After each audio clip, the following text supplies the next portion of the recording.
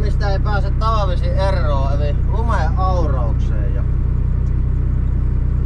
tässä on jo, eilen kävin tekemässä yhden kerran tieauruun ennen töihin lähtöä ja naapuri on käynyt sitten näköjään tekemässä illalla uudestaan ja nyt mä lähdin tekemään taas tätä tieaurausta. Kyllähän tätä on jo tullut aika mukavasti tässä tännekin, että tossa säätiedotus sanoo, että Pirkanmaan puolella nyt oli tullut eiliseen iltaan mennessä se 20 senttiä lunta ja kyllä sitä varmaan tänne Keuruullekin on tullut se saman verran ainakin, koska tätä ollaan jo 3. kertaa auraamassa. No mitä, nyt pihassa on ollut 2 kertaa nilkkoja myöten lunta. Ja ainakin tästä hyvät vingon pohjat lähtee muodostuu, mutta kun se lupaa. Vesi ja räntäsateita ja lämpöisiä ensi viikolle, niin hanget tippuu, mutta sitten alkaakin taas oikein kunnolla liukkaa kevit. Katos, ei se levy laskenutkaan äsken. Tästä mä nyt rupes kenkkuilemaan.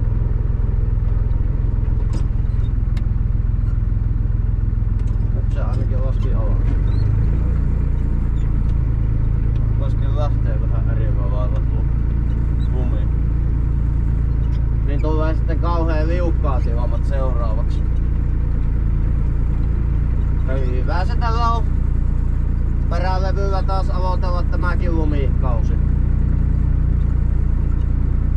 Tuossa monen kanssa on tullut mietittyä sitäkin asiaa, että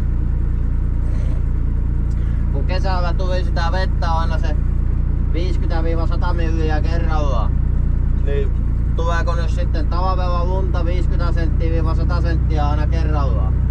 Ja sitähän on keväällä jo 1,5 metriä kaulaa myöten lunta. Se jää nähtäväksi. Se on vähän ollut yöllä näköjään veden sekaista tai jotain. Tää on vähän muuttunut tankkalumeeksi yöaikana. Näköjään. Mutta kun tänään tää aukaisee nytten tästä tien ja sitten aukaisee uudestaan tuossa illalla. Se pitäisi vielä 20 senttiä ennusteen mukaan tämän päivän aikana saattaa, että saako tässä jo 4. kerran vielä tien puhtosta 2 vuorokauteen. Ja käytävä tuosta pikitieristeystä tekemässä ja sitten lähtee taas takaisinpäin ajelemaan. Ei vaan rassata kohta tohon. Ei joo, majakankin voisi jo tietenkin pistää päälle. Katsoo, että kaikki toimii. Sitä ei kannata tuonne ison tien reunaan mennä.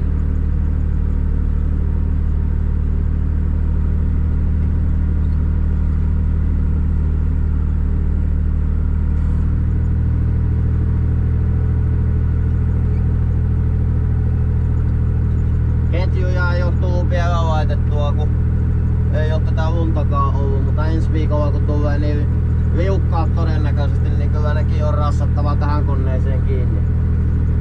Ettei käy tuolla auraussiirtymillä samalla lailla kuin kävi sen kärryhaussa viime vuonna. Ettei mennä pitkin penkkoja. Tai ojaan pohjaa oikeastaan, jos ollaan tarkkoja. Kotijärvikin veti eilen jo jäähän, mutta se on näköjään auennut viime yön aikana uudestaan. Että sen verran kova tuuli tuolla tuppaa käymään kuitenkin.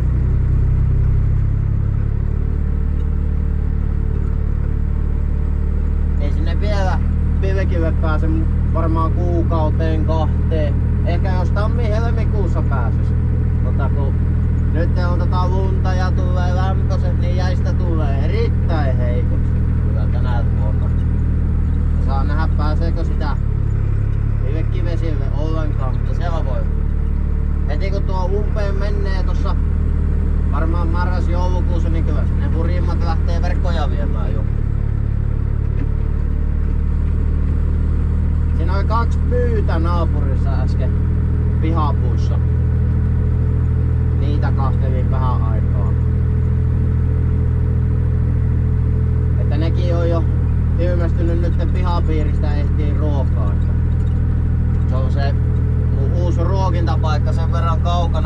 pihasta, että ne ei taida sinne ihan heti oppiakaan.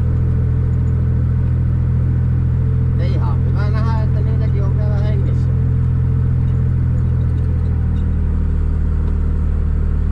Tää on kyllä ihan omituinen tilanne, kun tulee lunta taivaan täydeltä ja on puissa lehti sitten vielä.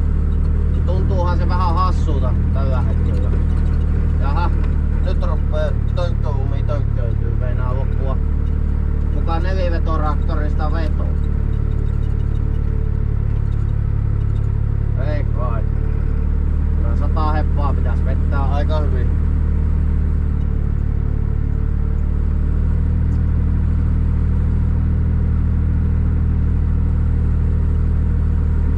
Polttopuitakin tuli nyt oikein reippaasti, että ei tarvii pahemmin pöllitetöitä tehdä talven aikana. Mulla kyllä muutama rankakasa on tuolla mehtässä, mutta keväällä ne kevit muuttui niin huonoksi, että mä en kerennyt silloin ajaa niitä. Ja nyt ei oo ollut mehtuitten takia aikaa, niin siellä ne on hangen alla uudestaan. Ne rankakasat. Saa nähdä milloin mä saan ne sieltä kaivettua esiin. Onko se ensi kevät oikein äkkiä, kun ruppee oikein tarpeeksi suunnittelemaan.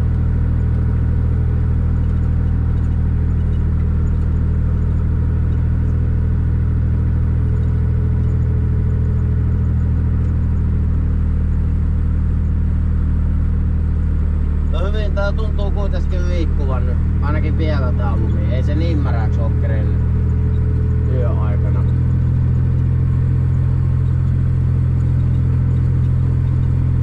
Saapahan tässä nyt ajettua kesälaadut tankista pois, niin pääsee hakkeen talvilaatua tankin täyteen seuraavaksi.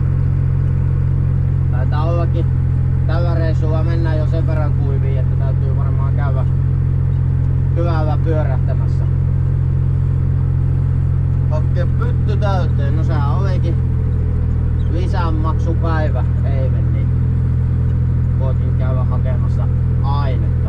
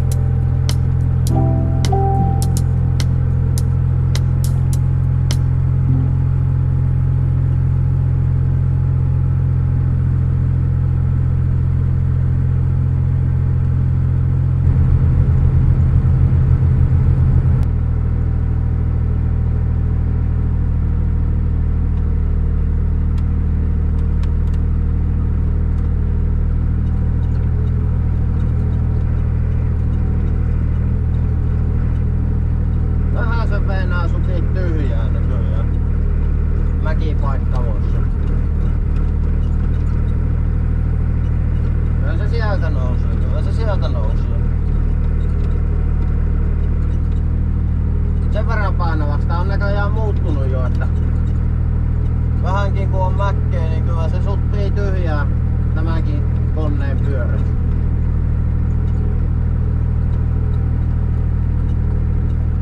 Tää ei pysty ihan reunaa pitkin ajaa, kun ei oo pitoa. Tulee kappeen ränni tällä hetkellä. No, niin näyttää tulevan. Täytyy tää ottaa kyllä uusiksi tämä pätkä kohta. Veittävää vaan tästä keskeltä nyt pois, kun mennään vähän niinku sivuvirtoon tällä hetkellä. Se ei enää mene tosta levystä pois tuo lumi. Näköjään. Täytyy ottaa tuo mutkapaikka uudestaan. Niin kuin tää suorakin näköjään. Mutta minä jatkan tästä Auruuta ja että pääsee muihinkin päivän askareisiin ja katsotaan mitenkä tätä lunta nyt tulee tässä ennen joulua, että pääseekö jo tämän vuoden puolella tuon lingon kytkeen kiinni. Mutta ei vielä moneen viikkoon. Ei muuta kuin